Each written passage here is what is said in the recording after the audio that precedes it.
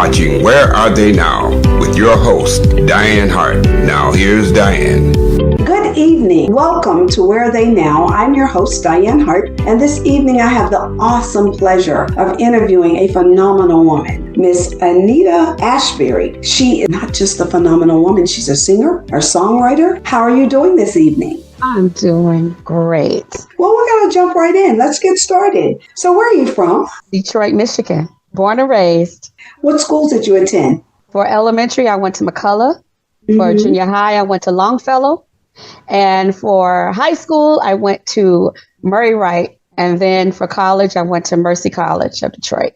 Oh, okay. And what did you take up at Mercy College? Business. A good field to be in. Yes.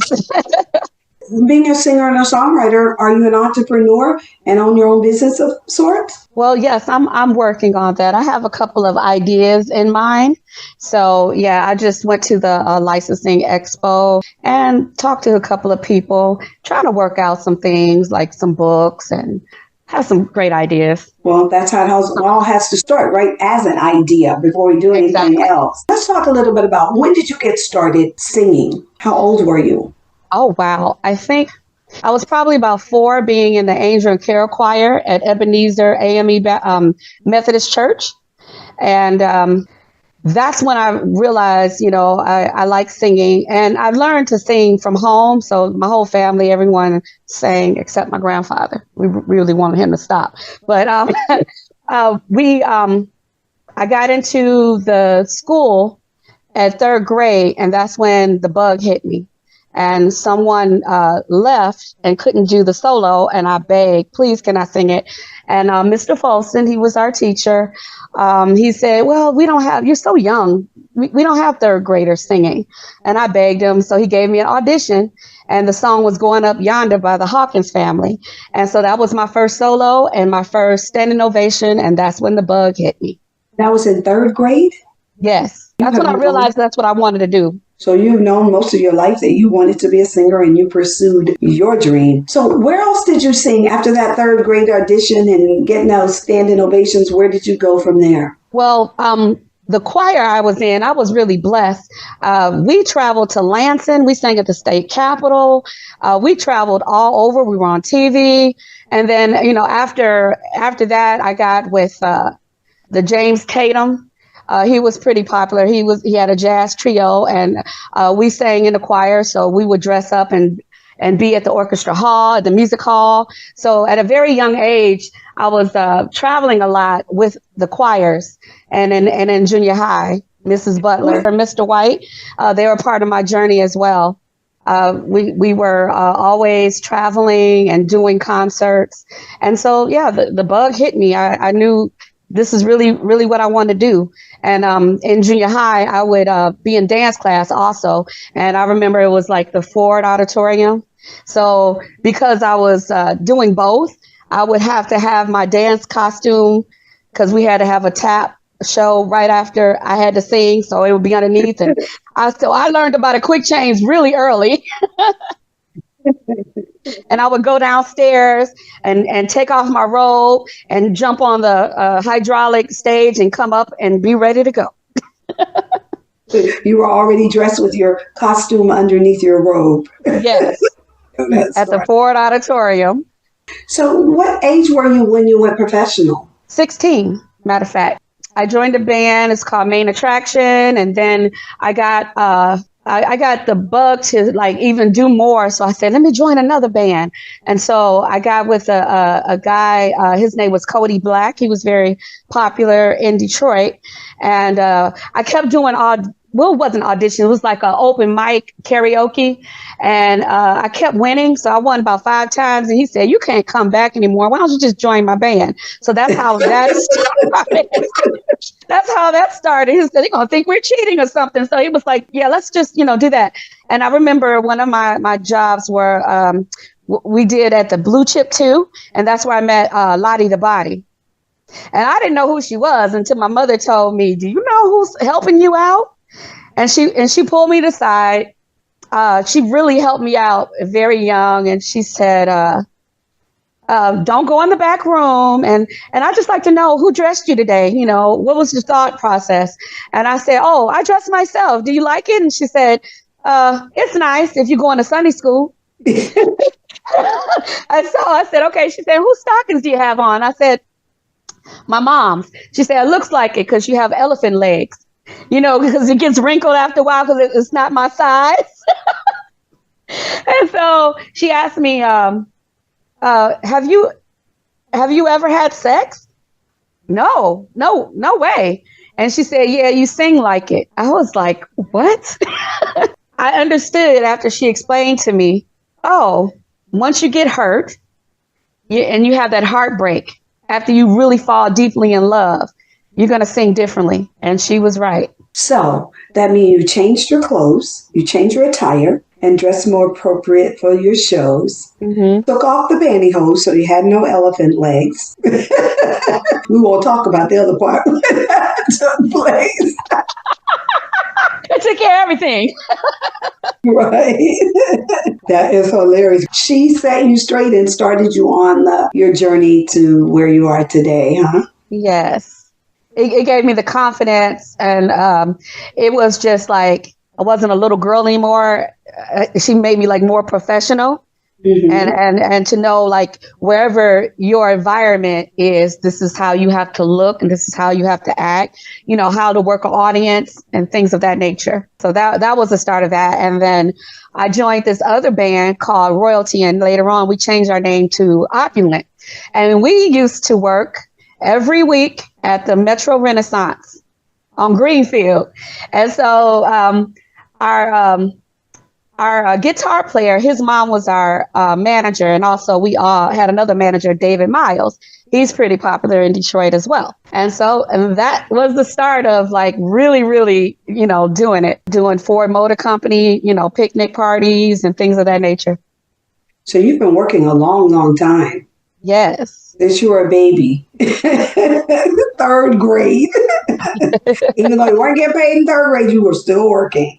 I didn't start getting paid until like age 16. But you'd already been working, learning how to work to get that paycheck. Honing my skills. That's a good way of putting it. So tell me a little bit about some of the people who were major influences in your life as you begin to come out and create your own self. Who were some of your influencers? Well, my mom, for one. My mom and my grandmother, they were always taking me to rehearsals, and I have to give it up to them.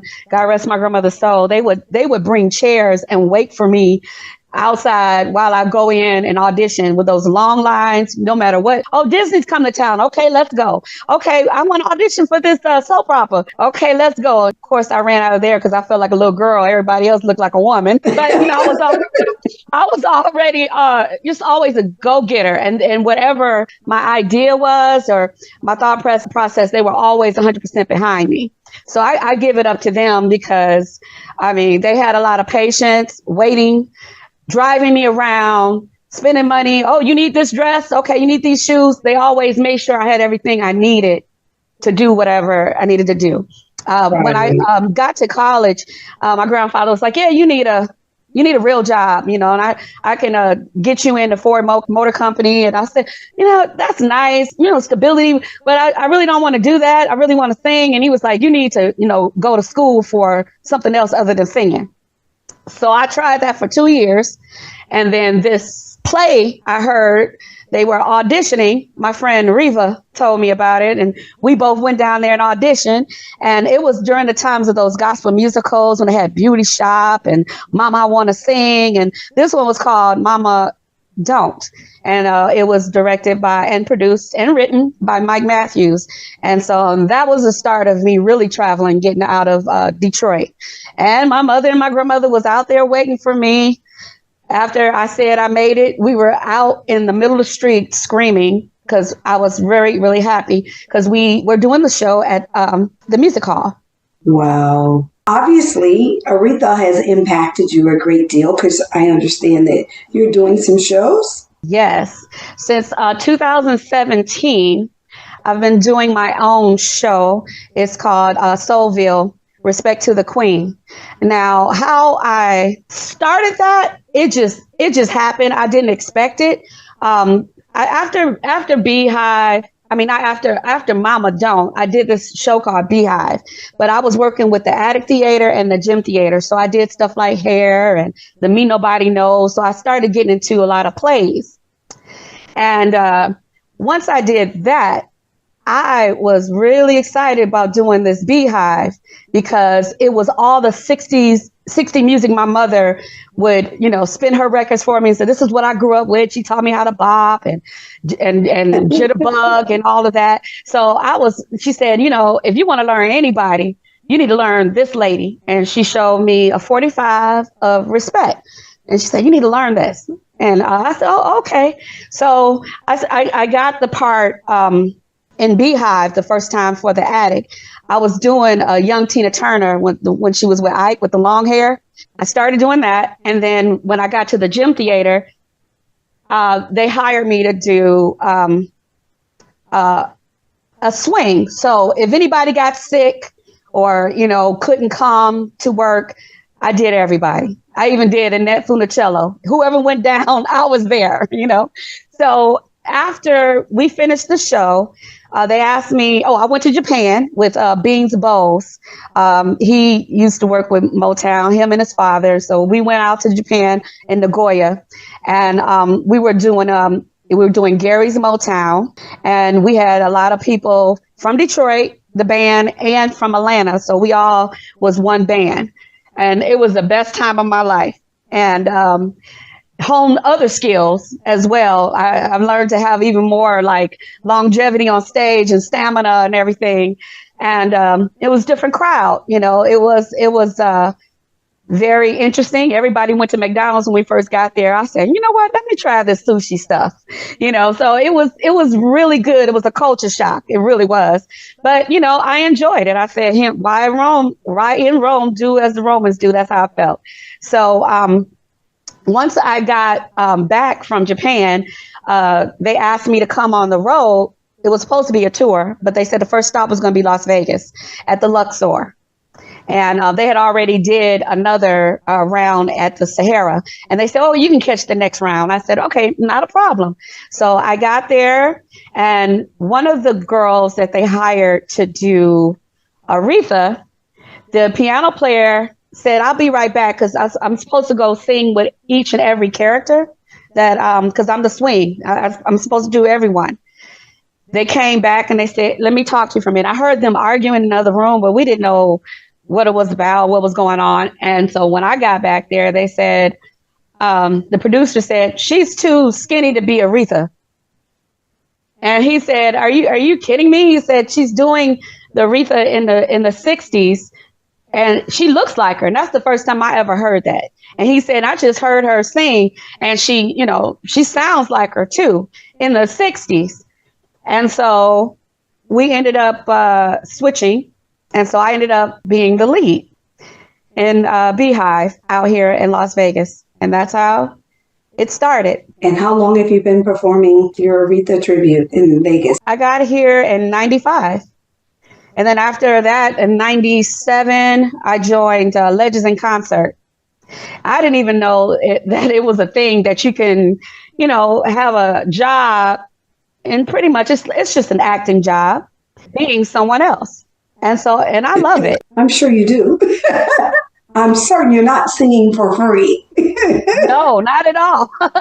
And so, that job allowed me to work on ships and travel all over the world. And then I went to Germany and joined Stars in Concert. And so I did Aretha over there as well. So I have toured like all over the world with that character. Do you write your own music? I do. Do you write for others? You know what? I want to get into that. I have to get with some people and try to work that out. But yeah, when I get back home, I will be working on something. We're going to take a break, and we're going to play one of your tributes to the Queen. Okay. And when we come back, I want you to talk a little bit about that. What does it feel like when you're doing it? So let's take a break, and we'll be right back.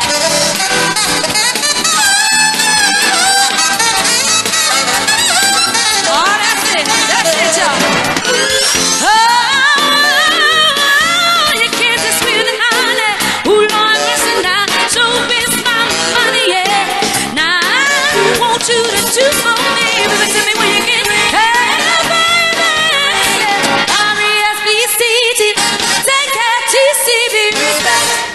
Change, change, change, change, change, change, change, change, change, change, change, change, change,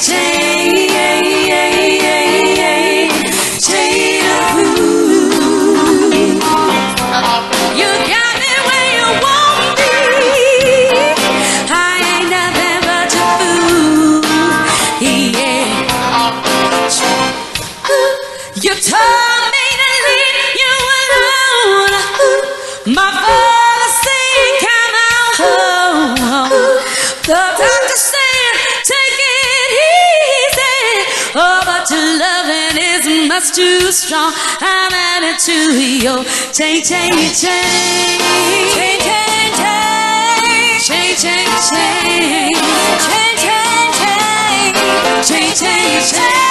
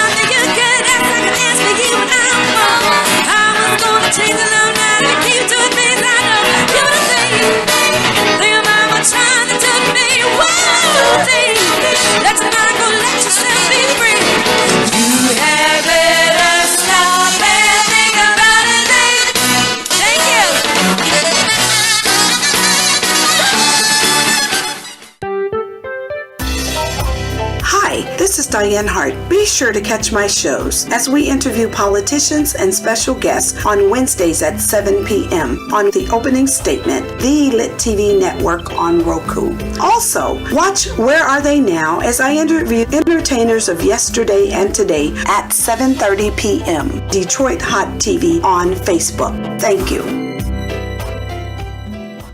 Welcome back to Where Are They Now? I'm your host, Dianne Hart, and I have the awesome pleasure of interviewing Miss Denita Asberry. Tell us a little bit about that. Well, we all know respect is a bad jam. How does it make you feel when you're singing that? Well, just hearing the history about it in the 60s, it was a very powerful song because the Vietnam War was going on and segregation and all these things were going on. And it was just like a powerful song for our culture, you know. And, you know, just Aretha, I love performing her because even young people who really don't know her, I love it when they come up to me and they say, wow, are you going to make me put that on my song list? You know, I just had a breakup. You know, her songs is about love, heartbreak, and finding that man. I'm lonely. I'm hurt. You know, it's something that we all still go through. And as teenagers, they get it, you know. Yeah, I can only imagine. We've all been there, so we know what it's like. Do you have any of your own music that's coming out soon? Not right now. I'm going to go back home. I have to go back home and I'm going to work on some things. Yes. The last time I did something, I was in Germany. So I have that type of music. Whatever you have is yours. So you can. That's right. Like. So let's talk a little bit about what kind of advice would you give to some of these young people or middle-aged people about the business period? Things that they should look out for. How do you sustain longevity like you have all of these years and still enjoy it? So let's talk a little bit about that. Watch out for the casting couch. Some people jump on that couch just so they can get other opportunities. Okay. You know, me, I never was that type of young lady. You know, I wanted opportunities. I have been offered things and I did not take them because, you know, I want to be able to sleep at night. And, you know, my higher power is God, and I rather wait on his time. And if it's for me, it'll be for me. You know what I mean? I'm not Yes. going to jump the gun and just do something so I can have this opportunity. So that would be the first thing I would tell these ladies, you know, especially what's going on with like the Diddy trials and everything. That's a very big eye opener, you know. Yeah, that's the first thing. And make sure, you know, you get paid your worth. Know your worth. You know, don't let no one tell you what you're not. You know, I have been through that. It will mess up your mind, but you got to know within your heart, I am enough. I'm good enough. I'm talented enough. And, you know, if you are slacking on some things, go get training. Go get underneath someone's wing to help you to get better at what you need to be doing of what your heart desire. You know, I have a lot of, I call them, you know, sisters in song or sisters on the stage that has helped me as I was growing up. Like I mentioned, Lottie DeBali. There's Lydia Wright Bryce. She used to be on the Bobby. It's a gospel show back in the day. Bobby Jones Gospel. Thank you. Yes. I remember it. So, you know, she took me under her wing and helped me out. And it was a blessing because I was in Mama Don't with her. I was with the Clark sisters. Dorinda Clark helped me out a lot. And just being in the room with them and Reverend Rance Allen helped me out a lot when I was on the road. Just, you know, they would tell me things to help me and the breathing and, you know, breath control, and just sitting there watching them. I was learning. I was in school, being on the road with them, watching every night. So, you know, watching perfection, that's everything. And when it comes to people and their contracts and that kind of thing, what do you recommend to them? An entertainment lawyer. I've had some opportunities, and thank God I took it to a good, reputable entertainment lawyer. Put this in a shredder.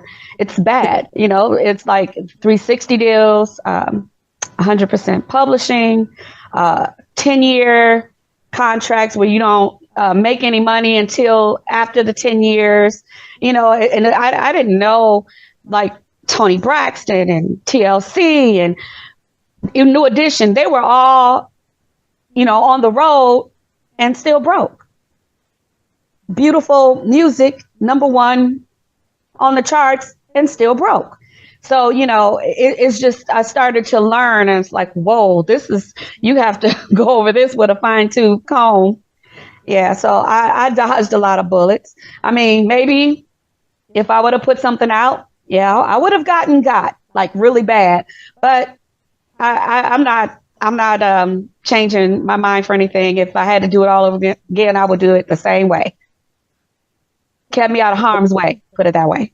So you've thoroughly enjoyed it all these years. So let's talk a little bit about one of your most memorable performances. I heard you say you've been around the world. Where do you think you've enjoyed the most when you were performing? You know, and I've been in Germany. The audience are different. They're more quiet. And then you don't know they like it until the very end, you know? And you're just like, oh, is it the same audience? So Japanese, you know, the more sake that is poured, they get wild out there. So it just depends on where you are. I love it that I'm just able to touch someone, touch their heart. I love going to Mississippi, to Gulfport, to the Island View. They are, I mean, it's a party. I mean, it feels like my second home when I go there. They are dancing in the aisles, and that's what I love. You know, anywhere I perform, you know, whether even if it's an orchestra, they're dancing in the aisles. You know, and I'm glad that music, you know, gets them to do that. You know, I love it that they feel my heart. They feel my band. They feel my singers, you know, and they rise to the occasion. They stand up and they're dancing through the whole show. And I love it. And, you know, I love working on ships as well. You know, it's just all different. I love it all. I don't have like one particular, you know, place, you know, it's just the one that stands out for me is when in the third grade, that initial time that I had that solo and, Right. and the mics went out and my teacher, Mr. Folsom, said, "Are you sure you want to do this, honey?" And I said, "Yes." Like, I've been practicing. I've been waiting to do this my whole life. I don't want this to end. I want to do it. And that was my first standing ovation. So there is no feeling like that. Cause I said, what is this? I never had that. Cause I was always sitting on my porch singing to the top of my lungs, you know, belting out a tune. And I didn't have an audience like that to react to me. So I had no idea that my voice can create such a reaction. You know what I mean? Yeah, of course. Have you collaborated with some others? No, not yet. Well, I have. When I was in Germany, I worked with a guy. He was from Wales. So that's the music that I have that we worked on some things. I think it was called Silent Sheep music. I think he had Naughty Sheep. Yeah. And so, yeah, it was really good to collaborate with him. But yeah, I've just been hustling. I've just been really hustling, and I need to get back to the music of doing some records. You're going to be coming home. Let's talk about some of the shows that you're going to have when you come home. I understand that you have a show in July. Yes, July the 11th. I'll be at the soundboard. It's called the Soundboard at the Motor City Casino. Okay. At 8:00. People can get their tickets at Ticketmaster. I'm really excited because this is the first time that I'm bringing my show home, and it'll be the first time that my mom gets a chance to see it, in my family and my friends. All of them are coming from school, from church, family members. It's going to be a great time. So are you going to stay in Detroit for a moment? Oh, yes, because I got to work on some music. So you're going to get your own studio. Yes. What do you think songs come to you? Do they just any time of day, or is there a particular time when you're doing something that you think you're more inspired? Some When you people have a breakup. That's a good one. Or sometimes this one song I heard it in my dreams. Right. And I woke up and I ran downstairs and I'm like, we have to do this. Yeah. And so it comes in different ways. It might be a situation. It might be something that occur that'll spark an idea.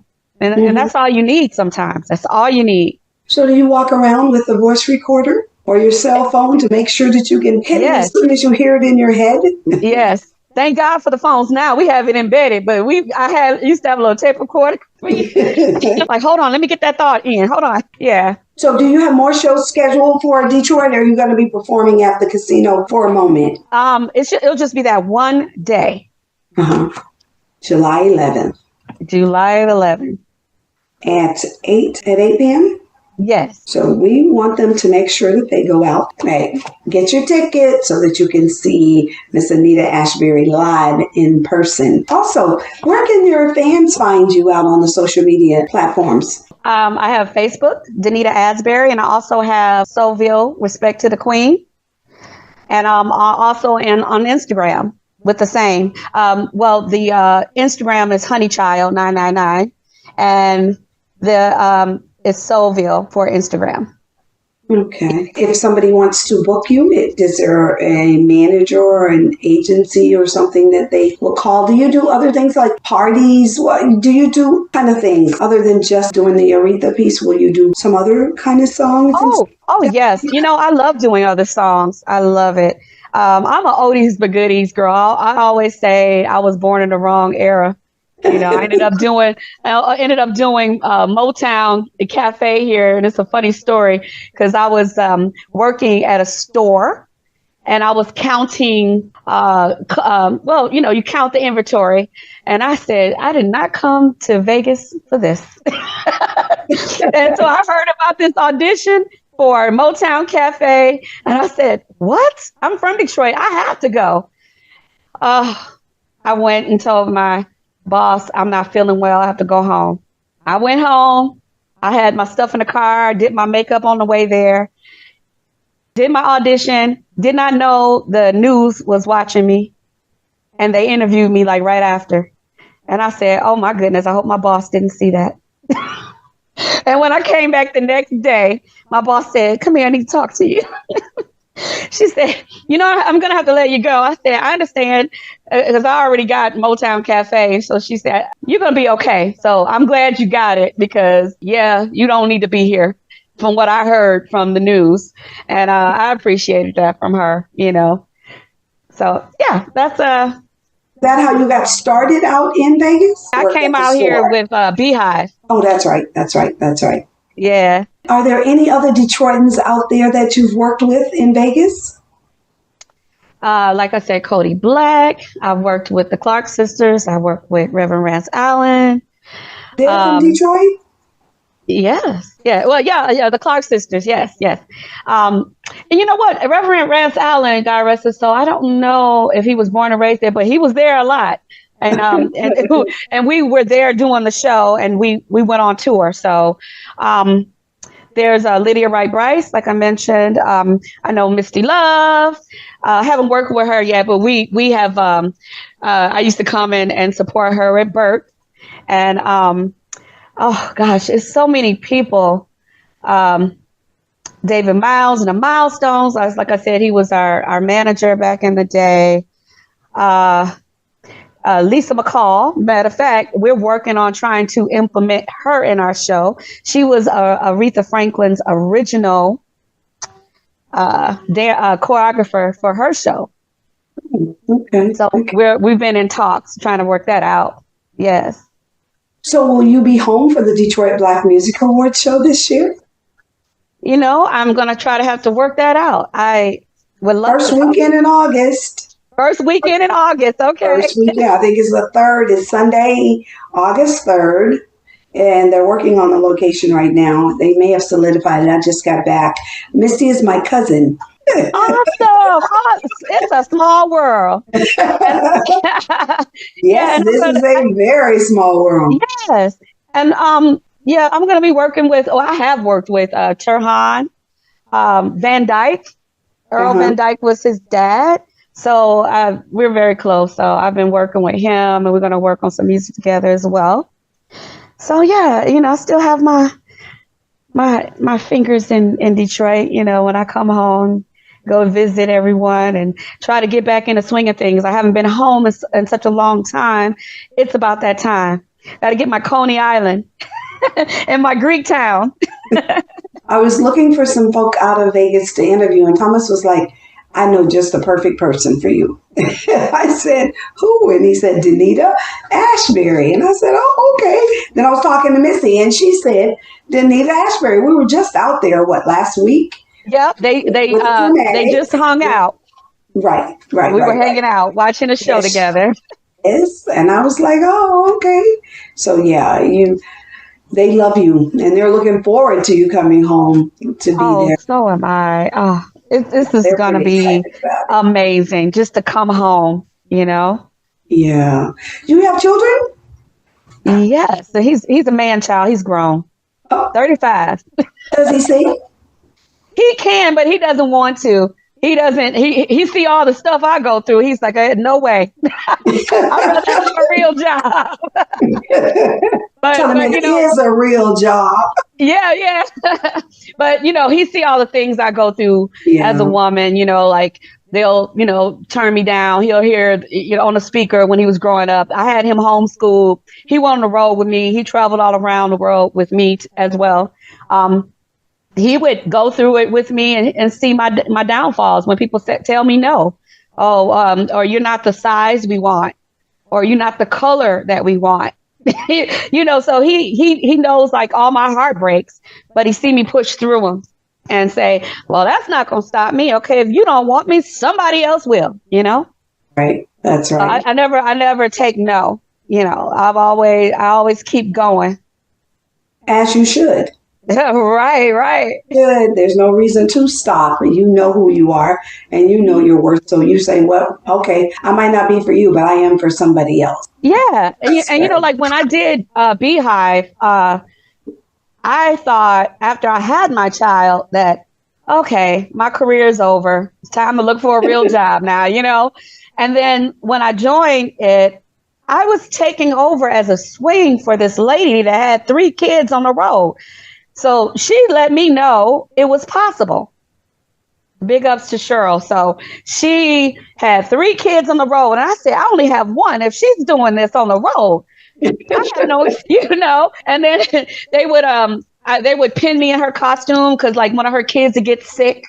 And then she'd have to leave or, you know, take her kid to the hospital and I jump in. So it'll be her for the first act. And they look at the playbill like, who is this girl? Where did this girl come from? So, you know, it started to let me know I can do this. Don't, you know, just having a kid, it shouldn't stop you. Right. Just persevere and just keep going, you know, and figure out. And thank God for my grandparents and my mother. They were the babysitters. They took care of him. So they said, we got you. Go out and live your dream. Be the best that you can be. Many people had that type of support system. They could go so much farther sometimes. So yeah, you were truly blessed to have a family like that could help you, because a lot of people don't have it and wish they did. And sometimes people have it and don't know how to appreciate it. So I'm sure when your mom sees this, she will be very happy to know what an impact I know she knows already, but just to hear you tell the world. They made sacrifices as well. You know, they had to drop everything. I'm like, I gotta go. This crazy girl, like, I gotta be there on time, you know? So I love them for doing that. You know, they were always letting me know I'm proud of you, you know? And right. I had to give it up to my grandfather. He showed me about like distractions. Like if you on stage, you don't let nothing distract you. Like I would at elementary school, he would stick out his tongue at me, or me, and and he waiting for me to laugh, but I would stay focused. And I would never.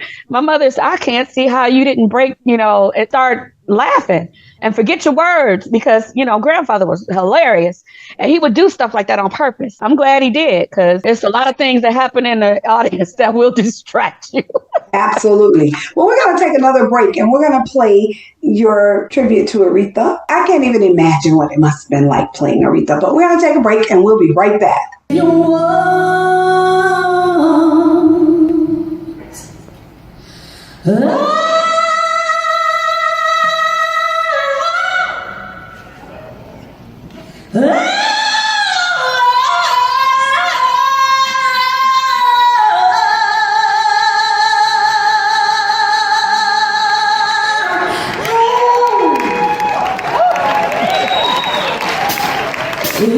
wanna do right, oh,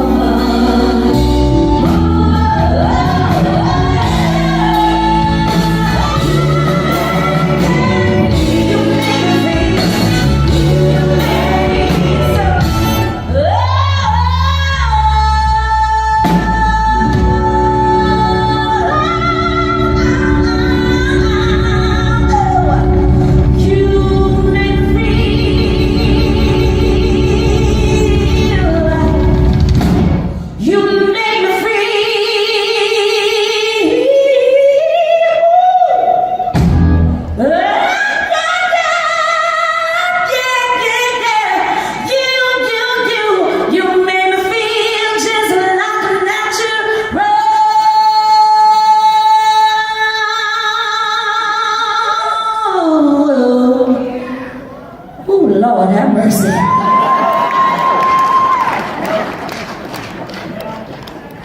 Whoa.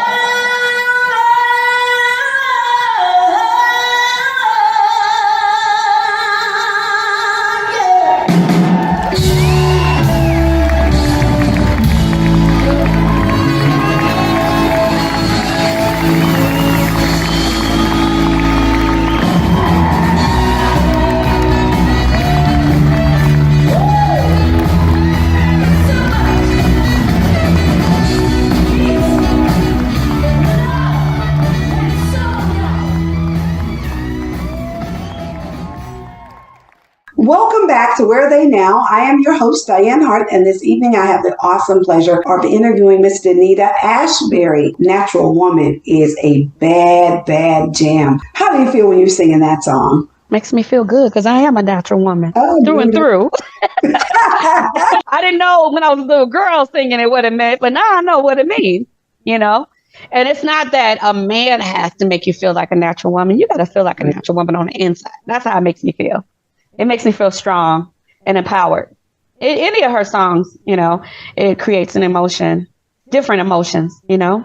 How many of her songs do you sing? She had tons of songs. Yeah, I have so many songs, more than 90 minutes. And sometimes people still asking for more. When we leave the stage, they're like, more, one more. We're like, okay, which one we gonna do? Which one we didn't do? Like, you know, it's so many songs, you know, and I love it. It take people back. I asked them, I said, okay, you were necking in that car, weren't you, on that song? Because you could see people, they go back to that time. And I'm like, were you with her? He was like, oh, no, I wasn't with her. So, you know, it takes people back. It brings back so many good memories.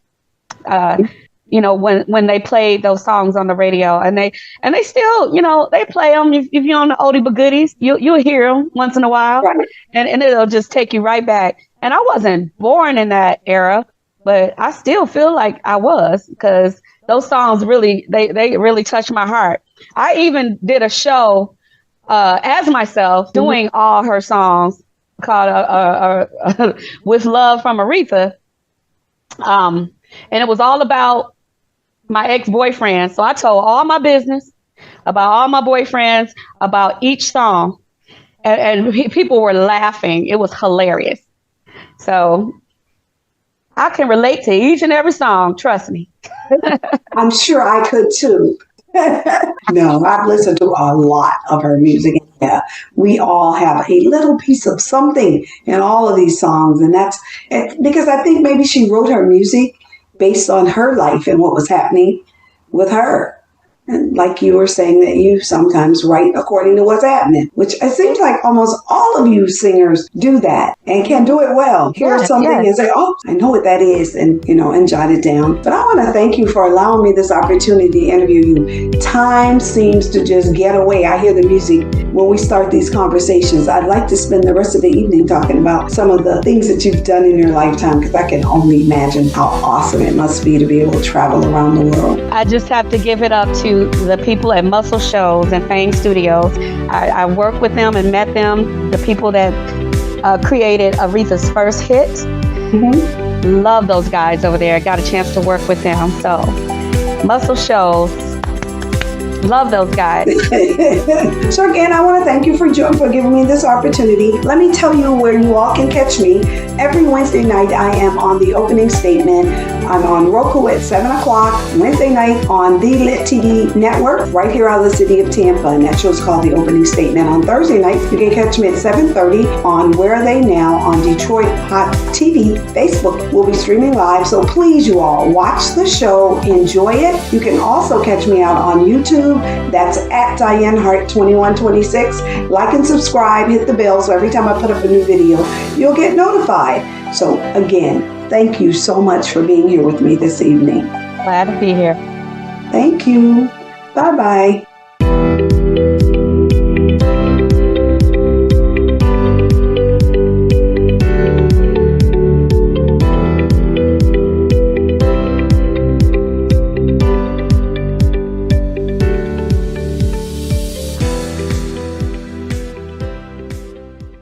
It's a new day for Detroit radio. It's internet radio. Make sure you're streaming in your car, Terrestrial radio can't do what we do because we are setting a new standard in Detroit.